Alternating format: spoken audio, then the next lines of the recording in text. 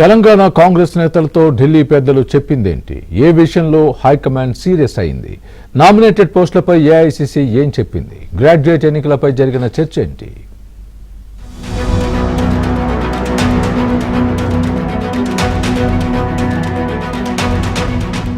కాంగ్రెస్ అధికారంలో ఉన్న రాష్ట్రాల్లో పార్టీని పటిష్టంగా చేయాలని ఏఐసీసీ భావిస్తోంది.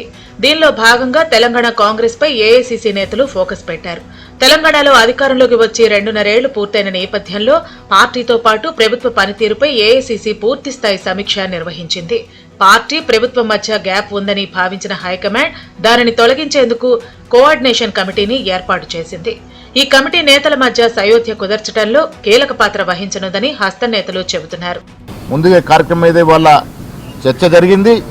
దాంతోపాటు సంస్థాగతంగా తెలంగాణలో బూత్ స్థాయి నుంచి పీసీసీ వరకు జరిగినటువంటి పార్టీ నిర్మాణము, ప్రభుత్వం ఇస్తున్నటువంటి సంక్షేమ అభివృద్ధి ఫలాల్ని ప్రజలకు తీసుకెళ్లడంలో మా క్యాడర్ నిర్వహిస్తున్న పాత్ర మీద కూడా చర్చ జరిగింది. మీనాక్షి నటరాజన్ ఆధ్వర్యంలో మిగతా విషయాలు కొంత చర్చకొచ్చాయి. అసెంబ్లీ ఎన్నికలకు ఇంకా 2.5 సంవత్సరాలు సమయం ఉన్నా ఇప్పటి నుండే ఎన్నికలకు సిద్ధం కావాలని తెలంగాణ నేతలకు ఏఐసీసీ నేతలు సూచించినట్టు తెలుస్తోంది. వచ్చే ఎన్నికల సమయానికి తెలంగాణలో నియోజకవర్గాలు పెరుగుతాయని, అందుకు అనుగుణంగా నేతలను సిద్ధం చేయాలని హైకమాండ్ తేల్చి చెప్పినట్లు సమాచారం. వచ్చే ఎన్నికల్లో పెరిగిన నియోజకవర్గాల్లో ఎన్ఎస్యుఐ యూత్ కాంగ్రెస్ నేతలను బరిలో పెట్టేలా సిద్ధం చేయాలని, తద్వారా జెన్జీకి ఎక్కువ ప్రాధాన్యత ఇచ్చినట్టు అవుతుందని సీఎం రేవంత్ ప్రతిపాదించగా హైకమాండ్ గ్రీన్ సిగ్నల్ ఇచ్చినట్టు తెలుస్తోంది. పార్టీలో జరుగుతున్న ఆధిపత్య పోరుపై ఏఐసీసీ సీరియస్ అయింది. అధికారంలో ఉన్నప్పుడు నేతల మధ్య పంచాయతీ ఉంటే ప్రతిపక్షాలకు ఆయుధంగా మారుతోందని అగ్రనేతలు ఆగ్రహం వ్యక్తం చేశారట.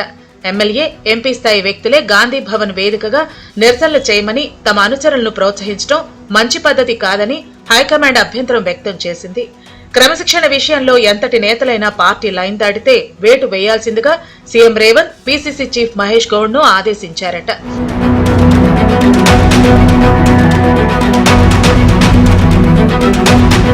సర్ ప్రక్రియపై సైతం కోఆర్డినేషన్ టీంలో తీవ్రస్థాయిలో చర్చ జరిగినట్టు తెలుస్తోంది.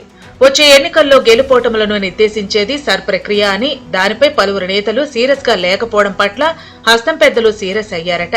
ఇక ప్రభుత్వ పథకాలను ప్రజల్లోకి తీసుకెళ్లే అంశంలో, సోషల్ మీడియా వినియోగం అంశంలో పార్టీ నేతలు వెనుకపడ్డట్టు హస్తం నేతలు గుర్తించారు. ప్రభుత్వం మంచి పరిపాలన అందిస్తున్నా ప్రజలకు చెప్పుకోవడంలో విఫలమవుతున్నామని, పకడ్బందీ కార్యాచరణతో కార్యక్రమాలు రూపొందించి ప్రజల్లోకి తీసుకెళ్లే బాధ్యతను పీసీసీ చీఫ్ మహేష్ కుమార్ కి అప్పగించినట్లు తెలుస్తోంది. త్వరలో జరగనున్న గ్రాడ్యుయేట్ ఎమ్మెల్సీ ఎన్నికల కోసం జిల్లా ఇన్ఛార్జి మంత్రులు, డీసీసీ అధ్యక్షులతో చర్చించి ప్రతి జిల్లా నుండి 3 చొప్పున పోటీ చేసే ఆశావాహుల జాబితాను పంపించాల్సిందిగా ఏఐసీసీ కోరినట్లు సమాచారం. ఇక నేతల మధ్య ఏకాభిప్రాయం రాకపోవడంతోనే ప్రభుత్వ నామినేటెడ్ పోస్టుల భర్తీ ఆలస్యమవుతోందని, వారం రోజుల్లో ఈ ప్రక్రియను ముగించాలని ఏఐసీసీ తేల్చి చెప్పింది. సమావేశాలు నిర్వహించడం, నిర్ణయాలు తీసుకోవడం తప్ప వాటిని అమలు చేయటం లేదని ఏఐసీసీ పెద్దలు గుర్తించినట్టు సమాచారం. ఇక తాజా నిర్ణయాల విషయంలో టీపీసీసీ నేతలు ఏం చేస్తారో చూడాలి.